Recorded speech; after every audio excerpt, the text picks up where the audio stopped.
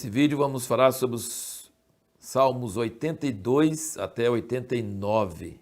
Salmo 82 fala sobre o desejo de Deus para aqueles que estão em autoridade. Qual a maior prioridade para quem está em autoridade aqui na terra? Acudir os pobres e os órfãos e os necessitados. E se não fizer isso, ele diz, abalam-se todos os fundamentos da terra. Deus tem raiva de autoridades que não cuidam dos pobres. Isso é muito forte. Atender os lobbies dos ímpios é abominável. E isso acontece com governos da direita e da esquerda.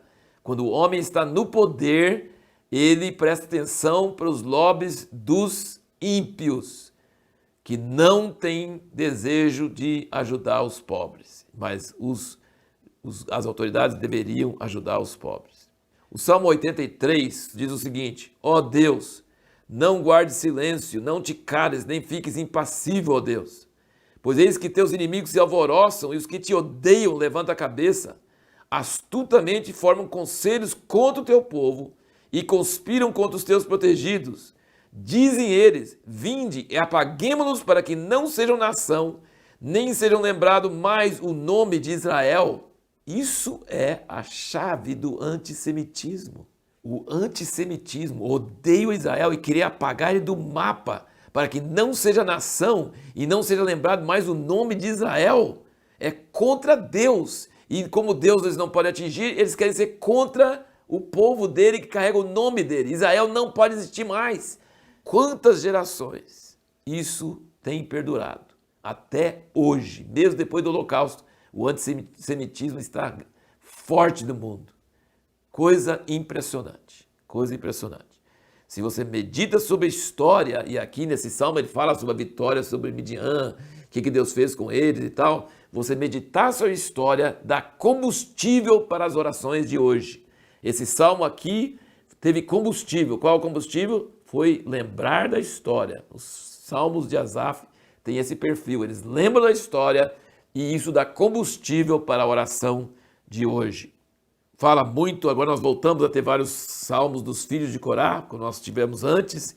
Fala muito sobre o tabernáculo, o altar, né? Até o Andorinha encontrou casa, uma música bem conhecida no Brasil, junto aos teus altares, bem-aventurados que habitam na tua casa, né?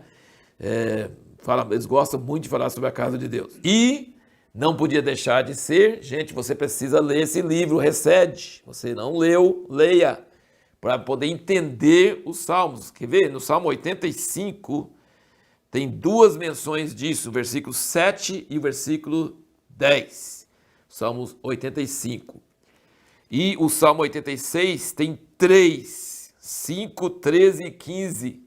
O Salmo 88, 11. E o Salmo 89, que nós vamos entrar um pouquinho mais, tem 1, 2, 3, 4, 5, 6, 7 vezes fala. 7 vezes usa a palavra recede. No versículo 1, 2, 14, 24, 28, 33 e 49. É muita coisa. Recede é a base. E recede é a misericórdia duradoura e fiel de Deus. Deus é bom e a sua misericórdia dura para sempre. Isso é um princípio que nos eleva e nos tira do lamaçal.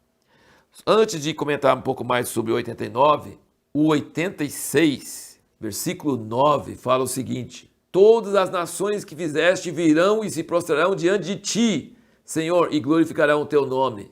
Isso não aconteceu. E a palavra de Deus tem que acontecer. E isso vai acontecer.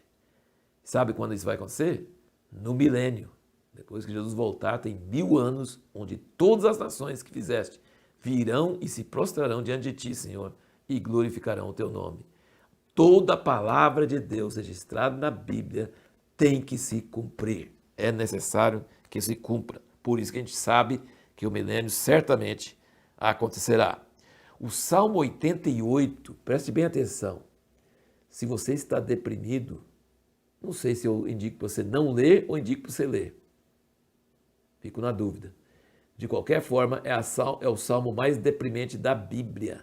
Ele não tem um lugar que fala positivamente. É só deprê, direto. Ele fala que clama direto, que Deus não escuta ele, que apartou dele os conhecidos, fez eles abomináveis para eles, meus olhos desfalecem por causa da aflição. E depois ele pergunta, será que seu recede vai ser anunciado na sepultura? Clamo a ti de madrugada, clamo, porque me rejeita, estou aflito. E no último versículo, em vez de terminar numa nota boa, ele fala, apartaste de mim amigos e companheiros, meus conhecidos se acham nas trevas. Olha, esse salmo é um dos raros onde não tem um louvor, uma adoração, uma gratidão, como nós falamos que Davi sempre fazia isso. Aqui os filhos de Corá escreveram um salmo só deprê, só desanimado. Mas sabe qual a coisa? É a pergunta que nós fizemos no último vídeo. Por que às vezes é bom expressar depressão e desânimo a Deus? Porque às vezes, o único pontinho de luz, de alegria em nossas vidas é que nós estamos falando com Deus. Você guardar tudo dentro de você dá úlcera. Você desabafar, libera. Você expressar, você, sabe, conjurar e ficar assim arrancando cabelo e ficar assim e expressando e poeticamente falando, é a melhor terapia que existe. Mas não está falando para um psicólogo, você está falando para Deus. Então, apesar de não ter nenhum pensamento positivo aqui, nenhuma nota assim de fé, de alegria, mas ele está falando com Deus. Se você está falando com Deus, Deus está ouvindo. E Deus entende sua situação. E Deus sabe o que você está sentindo. E Deus vai te socorrer. Mas você não precisa ter aquela fé falsa, sabe? Você não precisa fazer de conta que tem fé.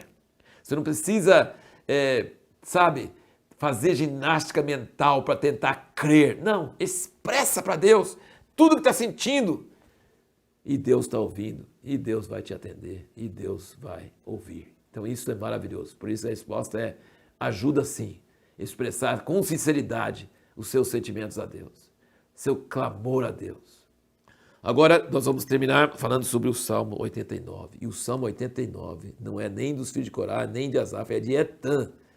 Nem sei quem é, mas ele fala, nós já comentamos que ele fala mais de 7 vezes a palavra recede, misericórdia de Deus. Ele fala que Deus jurou para Davi, jurou que Deus não ia retirar a misericórdia dele, o recede dele, como tirou de Saul, de seus filhos de Saul, que ele ia, independente se os filhos de Davi servissem a Deus ou não, Deus nunca, e ele fala aqui, a gente não vê isso lá em Samuel, ele fala no versículo 4, estabelecerei para sempre a tua descendência, firmarei o teu trono por todas as gerações. Sim, depois você vai ver que enquanto tiver sol, enquanto tiver lua, ele fala sobre essa aliança que Deus fez com Davi, e aí ele fala, mas Deus, está valendo não, viu? O senhor falou, mas não está acontecendo não. Com Zedequias, que foi o último rei da linhagem de Davi, acabou, nunca mais sentou um filho de Davi no trono. E onde fica a promessa de Deus? E onde fica o que Deus jurou para Davi? E onde fica o recede de Deus que ele falou, eu nunca vou deixar de ter misericórdia e nunca vou deixar de ter um descendente seu no trono? Ele fala no versículo 39, desprezaste a aliança feita com teu servo, profanaste sua coroa, arrojando-a por terra. Todo mundo está olhando para a sua cidade, é uma vergonha. E aí vem o versículo 46, até quando, Senhor? Esconder-te-ás para sempre? Até quando arderá a tua ira como fogo? Mas sabe o que acontece com o salmista? Ele não está dizendo, Deus, porque o Senhor não cumpriu, porque eu estou vendo toda essa desgraça acontecendo, eu não creio que o Senhor é bom. Não, ele está falando, o Senhor é bom. E a sua fidelidade, o seu recede dura para sempre. Então, até quando? Que hora que o Senhor vai fazer isso? E então lembre de uma coisa, terminando sobre esse assunto. Lembre, Deus nunca vai falhar. Ele nunca vai deixar de cumprir sua palavra. Mas ele não vai cumprir do nosso jeito. Ele vai cumprir do jeito dele. Então Jesus vai ser o filho de Davi que vai reinar eternamente. Mas isso as pessoas nessa época não sabiam, né? E muitas vezes pensam, mas Deus falhou, Deus não vai cumprir. Vai cumprir. É uma aliança, é um juramento, ele vai cumprir. No próximo vídeo nós vamos responder a pergunta, o que significa a oração de Moisés?